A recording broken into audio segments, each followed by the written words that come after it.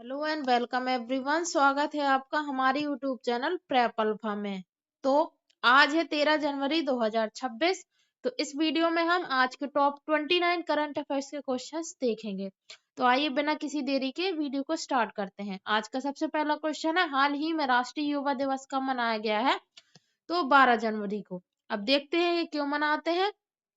तो भारत में हर वर्ष 12 जनवरी को स्वामी विवेकानंद जी की जयंती के अवसर पर राष्ट्रीय युवा दिवस मनाया जाता है। इसकी घोषणा 1984 में की गई थी और 1985 से इसे नियमित रूप से मनाया जा रहा है।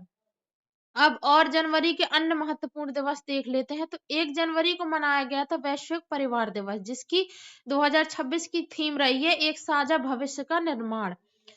यह दिन विश्व शांति और एकता को बढ़ावा देने के लिए मनाया जाता है। 4 जनवरी को मनाया गया है विश्व ब्रेल दिवस। इसकी 2026 की थीम रही है समावेशन के माध्यम से सशक्तिकरण, एम्पावरिंग थ्रू इंक्लूजन। यह लुई ब्रेल के जन्म दिवस के सम्मान में मनाया जाता है। अब 5 जनवरी तो राष्ट्रीय पक्षी दिवस 5 जनवरी को मनाया जाता है, जिसकी 2026 की थीम रही है पारिस्थितिकी तंत्र के लिए पक्षियों का महत्व, यानी कि value of birds for ecosystem. 6 जनवरी को मनाया गया है युद्ध अनाथों का विश्व दिवस, जिसकी 2026 की थीम रही है संघर्ष में फंसे बच्चों के लिए एक बेहतर दुनिया। 9 जनवरी को मनाया गया है प्रवासी भारतीय दिवस, जिसकी 2026 की थीम रही है अमृत काल में भारत की प्रगति में प्रवासियों का योगदान। 10 जनवरी को मनाया गया है विश्व हिंदी दिवस, जिसकी थीम 2026 की रही है हिंदी पारंपरिक ज्ञान से कृत्रिम बुद्धिमत्ता तक। 11 जनवरी को मनाया गया है राष्ट्रीय मानव तस्करी जागरूकता दिवस, जिसकी 2026 की थीम रही है हर आवाज मायने रखती है, यानी कि एवरी वॉइस मैटर्स। अब आज 12 जनवरी, आज के लिए जो पढ़ रहे हैं, तो 12 जनवरी को राष्ट्रीय युवा दिवस मनाया गया, जिसकी 2026 की थीम है विकसित भारत 2047, युवाओं द्वारा युवाओं के लिए। और अभी इस वर्ष जो मनाई गई है 2026 में, तो स्वामी विवेकानंद की 164वीं जयंती मनाई गई है।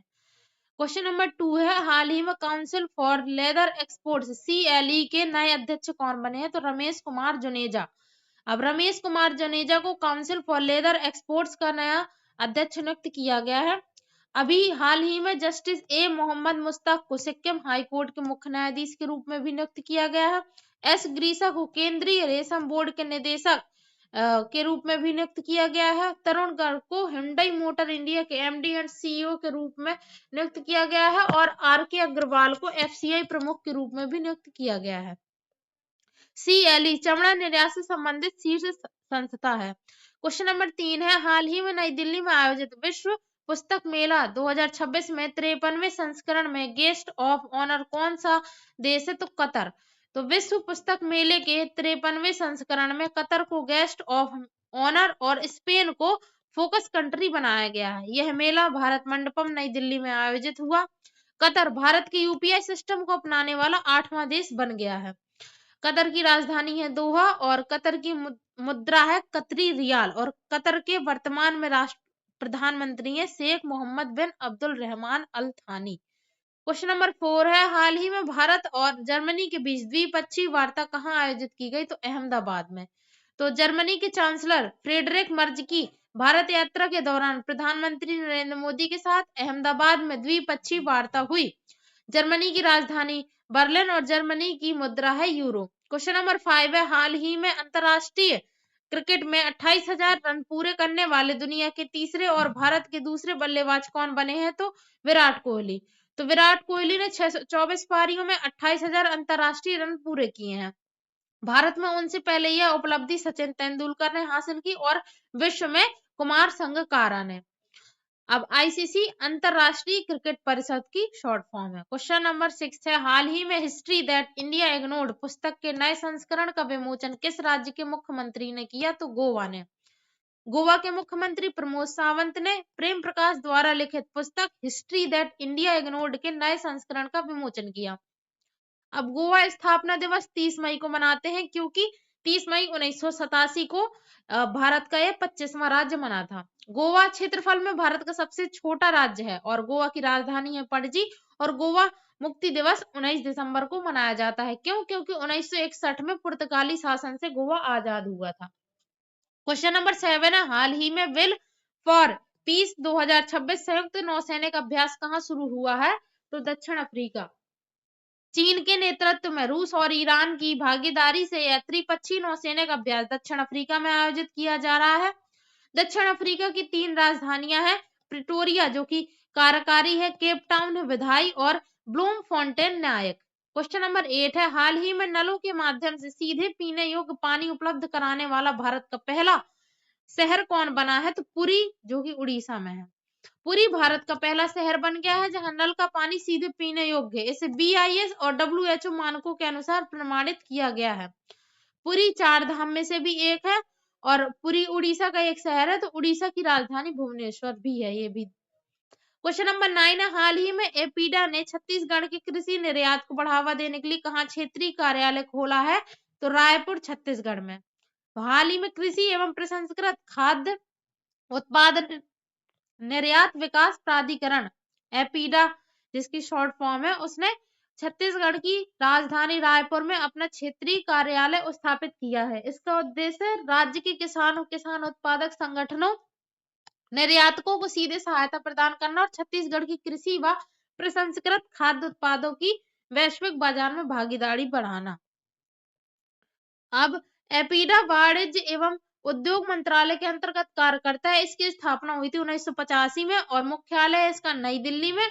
इसका विभिन्न कार्य है जैसे कि कृषि निर्यात को बढ़ाना और गुणवत्ता प्रमाणन करना, ब्रांडिंग, अंतरराष्ट्रीय बाजारों तक पहुंच। क्वेश्चन नंबर 10 है, हाल ही में DRDO ने किस स्वदेशी top attack anti tank missile का सफल परीक्षण किया है? तो man portable anti tank guided missile MPATGM का।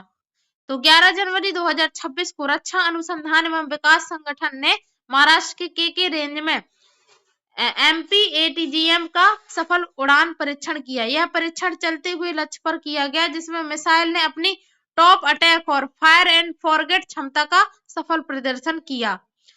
यह तीसरी पीढ़ी की मिसाइल है, फायर एंड फॉरगेट तकनीक पर विकसित है और ऊपर से हमला करने में सक्षम है। इसमें तकनीकें यूज हुई हैं IIR Sikar, tandem warhead, all electric control system और उत्पादन में साझेदार है BDL और BEL संस्थान। क्वेश्चन नंबर 11 है, हाल ही में मेघालय की पहली महिला मुख्य न्यायाधीश कौन बनी? तो न्यायमूर्ति रेवती मोहिते डेरे। मेघालय ने न्यायिक इतिहास में नया अध्याय जोड़ते हुए न्यायमूर्ति रेवती मोहिते डेरे को राज्य की पहली महिला मुख्य न्यायाधीश नियुक्त किया है। उन्होंने शिलांग में शपथ ली। यह उपलब्धि विशेष रूप से महत्वपूर्ण है क्योंकि मेघालय एक मात्र सत्तात्मक समाज वाला राज्य है। मेघालय पूर्वोत्तर भारत का एक राज्य है जिसकी राजधानी शिलांग है और मात्र सत्तात्मक समाज के लिए यह प्रसिद्ध है। क्वेश्चन नंबर 12 है, हाल ही में इटली ने गोवा के किस उद्योगपति को order of the star of Italy से सम्मानित किया है? तो श्रीनिवास डेम्पो को। इटली सरकार ने गोवा के प्रसिद्ध उद्योगपति श्रीनिवास डेम्पो को अपनी प्रतिष्ठित नागरिक उपाधि केवेलियरे डेल ऑर्डिने डेला स्टेला दा इटालिया से सम्मानित किया है। यह सम्मान उन व्यक्तियों को दिया जाता है जो इटली के साथ मैत्रीपूर्ण संबंधों और सहयोग को बढ़ावा देने में महत्वपूर्ण योगदान देते हैं। अब order of the star of Italy Italy का एक प्रमुख नागरिक सम्मान है और कैवेलियरे नाइट की एक उपाधि है जो विदेशियों को भी दी जा सकती है। क्वेश्चन नंबर 13 है, हाल ही में त्रिसेवा पूर्व सैनिक दिवस परेड का 5वां संस्करण कहाँ आयोजित किया गया? तो मुंबई के मरीन ड्राइव में। अब 11 जनवरी 2026 को मुंबई के प्रसिद्ध मरीन ड्राइव पर त्रिसेवा पूर्व सैनिक दिवस परेड का 5वां संस्करण आयोजित किया गया। इसमें थल सेना, नौसेना और वायुसेना के पूर्व सैनिकों ने भाग लिया। पूर्व सैनिक दिवस 14 जनवरी को मनाया जाना है, उसीलिए ये परेड आयोजित हो रही है। 1953 में जनरल KM करियप्पा का सेवानिवृत्त होना है। जनरल करियप्पा स्वतंत्र भारत के पहले कमांडर इन चीफ हैं। क्वेश्चन नंबर 14 है, हाल ही में साझा शक्ति अभ्यास कहाँ आयोजित किया गया? तो डिगी हिल्स रेंज, पुणे, महाराष्ट्र में। भारतीय सेना ने आपदा प्रतिक्रिया और आंतरिक सुरक्षा को मजबूत करने के लिए साझा शक्ति अभ्यास आयोजित किया। यह अभ्यास सैन्य और नागरिक एजेंसियों के बीच समन्वय को बेहतर बनाने पर केंद्रित था। आयोजन southern command, military civil fusion और सार्वजनिक सुरक्षा और पीछे के क्षेत्रों की सुरक्षा, ये सब इसके उद्देश्य हैं। क्वेश्चन नंबर 15 है, हाल ही में संयुक्त राष्ट्र महासचिव पुरस्कार 2025 से सम्मानित भारतीय सेना की अधिकारी कौन है? तो मेजर स्वाति शांता कुमार।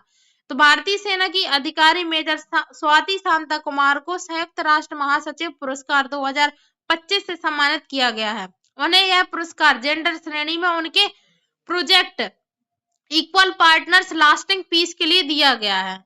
वर्तमान तैनाती UNMIS दक्षिण सूडान में है और इन्हें पुरस्कार मिला है यूएन सेक्रेटरी जनरल अवार्ड। और कौन से क्षेत्र में पुरस्कार मिला है? तो लैंगिक समावेशी शांति स्थापना के क्षेत्र में। अब क्वेश्चन नंबर 16 है, इसरो ने वर्ष 2026 के अपने पहले मिशन के तहत 12 जनवरी को कौन सा उपग्रह लॉन्च किया? तो अन्वेषा नामक उन्नत पृथ्वी अवलोकन उपग्रह लॉन्च किया। अयोध्या स्थित राम मंदिर के प्रथम तल पर स्थापित राम दरबार का नया आधिकारिक नाम क्या रखा गया है? तो अब इसे आधिकारिक रूप से राम परिवार कहा जाएगा। क्वेश्चन नंबर 18 है, वाइब्रेंट गुजरात समिट 2026 में मुकेश अंबानी ने किस बड़े निवेश और तकनीक की घोषणा की है? तो मुकेश अंबानी ने 7 लाख करोड़ रुपए निवेश और भारत का स्वदेशी AI प्लेटफॉर्म जियो AI लॉन्च करने की घोषणा की है। क्वेश्चन नंबर 19 है, अनुकंपा नियुक्ति को लेकर उड़ीसा हाई कोर्ट ने क्या महत्वपूर्ण फैसला दिया है? तो उड़ीसा हाई कोर्ट ने फैसला दिया है कि गोद लिया हुआ बेटा भी पिता की जगह सरकारी नौकरी पाने का पात्र होगा।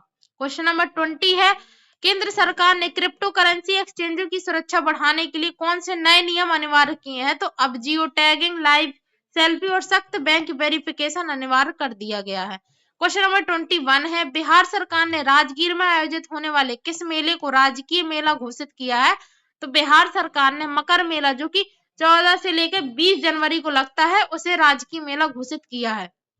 क्वेश्चन नंबर 22 है, उत्तर प्रदेश के किस जिले में महिला सशक्तिकरण के लिए 9 देवियों के नाम पर 9 नई परियोजनाएं शुरू हुई हैं? तो ये योजनाएं बागपत जिला उत्तर प्रदेश में शुरू की गई हैं। क्वेश्चन नंबर 23 है, गंगा एक्सप्रेसवे को उद्यान को लेकर क्या विशेष योजना बनाई जा रही है? तो उद्घाटन के दौरान राफेल समेत 5 लड़ाकू विमानों की लैंडिंग एक्सप्रेसवे पर कराई जा सकती है। क्वेश्चन नंबर 24 है, छत्तीसगढ़ सरकार ने सरकारी कर्मचारियों के महंगाई भत्ते DA में कितनी वृद्धि की है? तो DA में 3% की बढ़ोतरी करी है, जिससे अब टोटली 58% का हो गया है। क्वेश्चन नंबर 25 है, हाल ही में किस सोशल मीडिया प्लेटफॉर्म के 1.75 करोड़ भारतीय यूजर्स का डेटा डार्क वेब पर लीक होने की खबर आई है? तो इंस्टाग्राम यूजर्स का डेटा लीक होने की खबर सामने आई है। उत्तर प्रदेश सरकार ने कृषक दुर्घटना कल्याण योजना के तहत किसानों को कितनी आर्थिक सहायता देने का प्रावधान किया है? दुर्घटना की स्थिति में किसानों को 5 लाख रुपए की सहायता सीधे बैंक खाते में दी जाएगी। क्वेश्चन नंबर 27 है, हाल ही में हरियाणा सरकार ने लाडू लक्ष्मी योजना के तहत किन महिलाओं को 2100 रुपए की अतिरिक्त सहायता देने की घोषणा की है? तो कैंसर, थैलेसीमिया और हीमोफीलिया से पीड़ित महिलाओं को अतिरिक्त सहायता दी जाएगी। क्वेश्चन नंबर 28 है, हाल ही में खेल जगत में भारत ने पहले वनडे मैच में न्यूजीलैंड को कितने विकेट से हराया है? तो 4 विकेट से हराया है, जिसमें विराट कोहली ने 93 रन बनाए हैं। क्वेश्चन नंबर 29 है, बिजली के आयात निर्यात के लिए भारत किन देशों के साथ समुद्र के नीचे पावर केबल बिछाने की योजना पर काम कर रहा है? तो भारत सऊदी अरब और संयुक्त अरब अमीरात के साथ इस योजना पर काम कर रहा है, समुद्र के नीचे पावर केबल बिछाने की योजना। तो ये थे आज के हमारे टॉप 29 करंट अफेयर्स के क्वेश्चंस।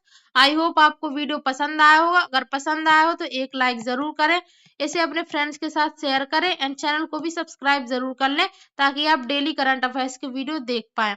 एंड अपना जो फीडबैक है वो कमेंट सेक्शन में लिखना ना भूलें। Thanks for watching. पढ़ाई करते रहिए। All the very best.